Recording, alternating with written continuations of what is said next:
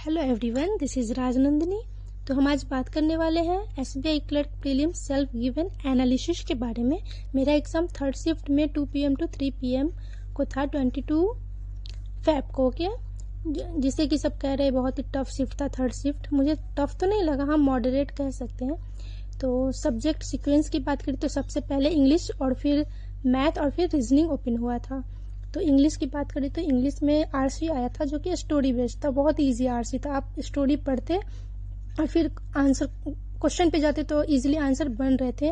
हाँ, 2 क्वेश्चन तो इनडायरेक्ट थे बट वो भी इजी ही थे। 3 वोकैब भी थे और उसके बाद क्लोज टेस्ट थे 6 क्वेश्चन। सेंटेंस रीअरेंजमेंट के बस 2 ही क्वेश्चन पूछे थे जो कि मुझे लगता है थोड़ा और पूछने चाहिए थे। फ्रेज रिप्लेसमेंट थे, मिसस्पेल्ड वर्ड थे और ईरर ने तो गेम खेल दिया।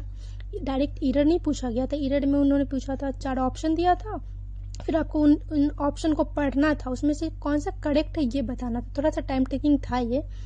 फिर मैथ की बात करें तो मैथ में टेबल DI लाइन ग्राफ था जो कि बहुत ईजी था। डायरेक्ट क्वेश्चन थे, एक दो लेंदी था बट उसे लेंदी नहीं बोलेंगे, PO के हिसाब से तो बहुत ईजी ही था।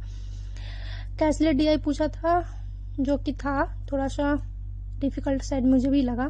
फिर सिंप्लीफिकेशन के 10 क्वेश्चन थे जो कि थोड़े से ज़्यादा होने चाहिए थे। स्पीड मैथ क्लर्क में कम से कम तो 15 होने ही चाहिए थे, बट कोई बात नहीं। और अर्थमेटिक 10 क्वेश्चन थे।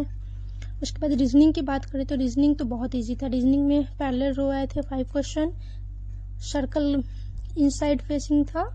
उसके बाद डे था, उसमें Monday to Sunday. Sports name दिए थे, उसमें डायरेक्ट ABCD करके नहीं दिया था, उसमें क्रिकेट बैडमिंटन ऐसे करके स्पोर्ट्स के नेम दिए थे, ये भी इजी था। फिर कोडिंग डिकोडिंग था 5 क्वेश्चन, सीलॉग्स था 4 क्वेश्चन, डायरेक्शन था 3 क्वेश्चन। उसके बाद न्यूमेरिकल सीरीज था जिसमें से 2 क्वेश्चन मुझे ट्रिकी लगा जो कि मैंने छोड़ दिया क्योंकि थोड़ा सा टाइम टेकिंग लग रहा था, क्वेश्चन समझ ही नहीं आ रहा था पूछ क्या रहा है। फिर वर्ड काउंटिंग था जो कि रिक्वायर्ड वर्ड था जो कि बहुत ईजी था, एक उसमें पेयर बन रहे थे। उसके बाद ये नंबर दिया था, इवन में +1 ऑड में -2 करना था। और उसके बाद जो क्वेश्चन जो नंबर रिपीट नहीं हो रहे थे उनको ऐड करना था, तो इसका आंसर 10 आ रहा था।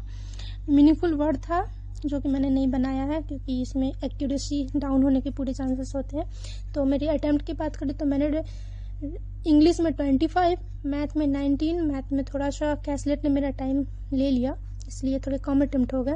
रीजनिंग में 32 मैंने किया, टोटल मैंने 76 किया है जो कि मुझे लगता है बिहार के लिए ठीक ही है।